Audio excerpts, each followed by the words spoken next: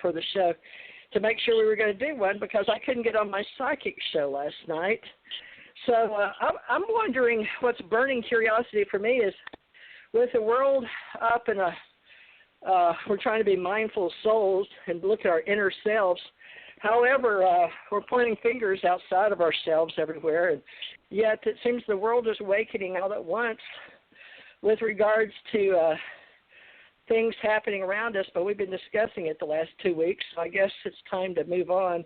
And we're going to move back into the UFO secret space, and that for me was words I put together, and Janet liked it, and she was working on secret space stories. So tonight I hope that the three women will build as women, because I'm in one of those UFO groups with Paula Harris, which Karen knows.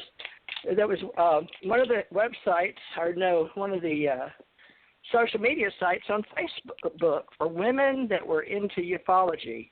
And apparently there's not that many that make it. There's Paula Harris, and I can't think of another one doing events, but I do know Kathy Martin and Denise over here in Florida. So I'm just going to turn it back over to Janet. And in Janet, I've got alienologist, phenomenologist, ufologist, parapsychologist, precognitionist, and ET experiencers up on my side tonight. So we market and advertise different ways. So I'm just going to hand it back to you so I can catch my breath. So back to you, Janet. Okay, you catch your breath. Okay, thanks. I'll take the timer off. So, all right. So, Karen, same thing to you. Just catch up. Tell us what's going on with you, your burning share, and perhaps what you want to talk about tonight. I did create a page, but I don't know if anybody looked at it. But we'll just be live and what's really relevant right now in the moment. Be here now. Go ahead, Karen. Take it away. Okay. What I think I don't know if I just talked about this when we were on the air or not, about how everybody's becoming an observer and going through a lot of their history and their memories of this life from way back when they were a child. Were we on the air when I did that? Because I don't want to repeat Not it. on my end. Again. That's okay. Go ahead. Anyway. Repeat it for TJ. Yes. Anyway, this is what that I find that everybody's doing. And I mean, I see it in my friends and I see it in my students and people around. It's not just one or two are thinking about the past, just little quick flashes, little vignettes of their life, of how they feel, where they came in, what they dealt with, how they were, and the issues, the glitches that need to be neutralized where they don't go with them in their electromagnetic field when the physical body leaves, when the doll body, the physical. And I think that's great. I'm doing it. Everybody I know is. And so an interesting thing when you do that, something happens. It just happened. I got some information, and it will happen for anybody. It's not just, it can happen for anybody. All of a sudden you can look at something, and I was observing something on my iPhone, and it was a text. And then I was going to text this, and all of a sudden I got a spliced-in dimensional picture combining the two texts together of the person who just texted me, and I got the answer. I went, oh, my gosh, and I knew it wasn't from anything here. And it was just as clean as a whistle. Just the perfect answer of how I needed to answer this person back. And it had to do with, I think, interdimensional communication, other dimensional communication, and it was not human. It was another race somewhere who spliced this together and made a picture of it for me to see, because there were no words, and then somehow it was transmitted into my thought, and I got the answer.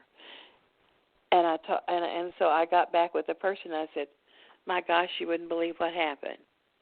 And then I said, "This is the answer." So I was pretty excited about that. So I need to learn how to teach people how to do that. That was a big one for me today, because I'm alone a lot studying. I feel like I'm back in college again, staying up all night trying to do a good grade on an exam, and I have all this. I'm in a study mode and a production mode, and so I'm always pretty much in the observer mode anyway, and try to be grounded. I try to be grounded, in order to walk or something like that, and think about my health, and I'm big on protection. I'm big on the mask and the gloves and all that, and I encourage everybody to, because I think we can win this, but it's whether or not we do have to evolve to where we start thinking and seeking beyond the gerbil wheel in order to do that. So for right now, that's all I have to say. Okay. I will take the talking stick. We have an invisible talking stick that we pass between us, and I have a 5-minute timer that I set so we can monitor the conversation to keep the round table talking stick going. So I've been having a lot of communication like that as well on a higher extraterrestrial level. I have been recovering memories as well, but my memories are not just of being a human being in this avatar. These are doll bodies. These are forms that we inhabit for a while. I was listening to Errol the Grey. Errol the Grey is the Roswell extraterrestrial, the one that survived the crash, the one that was taken into the base and basically interrogated, but they call it the series of interviews in the book is called Alien Interview by Lawrence Spencer, and Lawrence Spencer was given this material by a nurse, which happened to be telepathic, and so she was at the Roswell crash. She told her superior officer, "I can hear the ET talking to me," and the ET was talking to her, but telepathically. So none of the men at the Roswell crash could hear her, only this woman. So they had her sit down and take these elaborate notes. And then Errol the Grey was telling her, and she was translating for the humans, about the nature of reality and how we came to be, and that this is a prison planet, and that some of her, about 1,000 of her ET species souls got trapped in our cycle of reincarnation, birth, death, and rebirth, and that the reason they intentionally delivered the Roswell craft was to accelerate humanity's evolution, and they knew that the humanity, which was engineered to be a engineering type species. We're builders, we're creators, we're engineers, we're scientists, we can figure things out. The Greys knew that we could reverse engineer the craft and figure it out, and they hoped that we would evolve, become conscious and technologically advanced so we could figure out the mechanics or the spiritual nature behind this prison planet system that has all the souls of humanity trapped, as well as about 1,000 of the gray alien souls. And so I really highly recommend this book. I'm going to see if I can get a hold of Lawrence Spencer. The fictitious nurse's name is Matilda O'Donnell McElroy. And according to the story, she went to Ireland to live out the rest of her days after serving and after dealing with the gray Errol. And Errol at one point was not killed. It looked like she was killed, but she actually left her doll body. There's different forms of vehicles that humans incarnate within, and they have different abilities. This one here, the human form, when we come into the earth, it's the most abrupt because we go through a veil of forgetfulness. We are purposely mind-wiped. We don't remember who we are as a soul, but most other species in the continuum have full remembrance of all of their incarnations.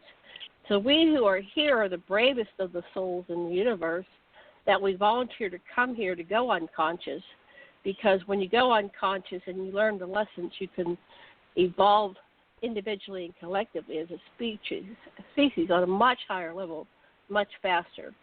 So this is a very important series of interviews. They're on this page on aquarianradio.com. There's 5 parts of the alien interview. And then as you scroll down, and I'm running out of time here, there's a series of 3 interviews with a gray, you can see the gray alien, and it's captured, and it is explaining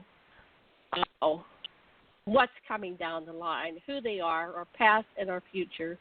It's apparently an excerpt from a much longer military recording around 1942. So get that, 42. So Roswell was not the first thing. This is from 42, and we've been interacting with aliens since Roosevelt. Roosevelt was the first president. Okay, I'm out of time. Okay. Oops. Stop. Okay. So, TJ, it's your turn. And you can respond to what I have said or talk about something completely different. We're dealing with free will here, but you do have 5 minutes, so take it away. The next 5 minutes is yours. Thank you. One of the main ingredients of being a human, sentient, intelligent being in a container, so to speak, as the Buddhists believe, or whomever, some people, is the fact that we exist. And one of the greatest questions is taken on in philosophy, but we pretty much got I think, therefore I am.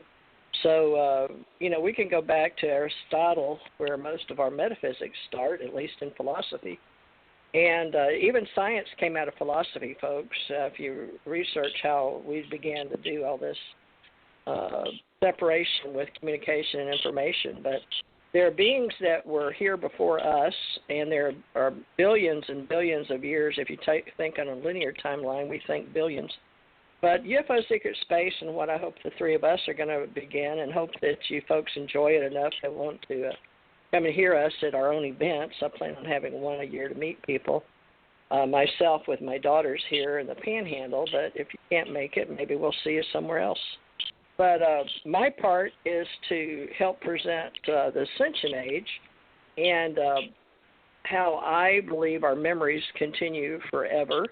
However, it was my understanding working with extraterrestrials that we can come here, like be in the wheel of life, and we can continue, as many believe, that you get on this wheel and it just moves you forward and backwards and up and down and around and around. And some people believe until they get rid of their karma or whatever they've created in past lives, they will not get off the wheel. Now, I have another proposal to make, that we can come and go as we please based on the fact of free will. Human nature is nature's God, and how we all exist together and what we create together as separate sparks of the original I am, or the original source, or that which began. And there's some kind of feedback. Is it, Janet, because mine's down. Is it off of yours? Maybe it's just on mine. Not that I'm aware of. It may be something from mine. Oh. Well, anyway, just keep going. Power over. Okay. All right. Well, Janet likes to talk about the Roswell connection, and I apparently have one because it kept me on a quest in this reality from the time I was born working. Yeah, it went away, whatever. So maybe it was muting, having to keep us on mute in between. But thank you, Karen. Apparently when we all tune in, there's some kind of feedback.